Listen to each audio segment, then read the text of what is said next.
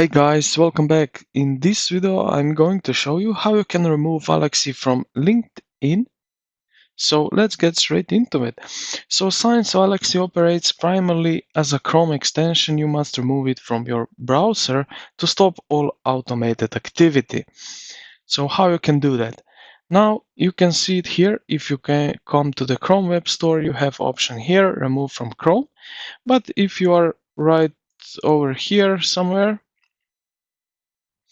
you can just go at the top left right corner where you will see this puzzle piece, and then click on it and search for WAALAXY. And when you find it, you will see at the right side these vertical three dots. Click on it, and then here you will see remove from Chrome, and this will remove WAALAXY from LinkedIn. So I hope this video helped you out. If it did, consider to like the video and subscribe to the channel. Thank you for watching, and I will see you in the next one.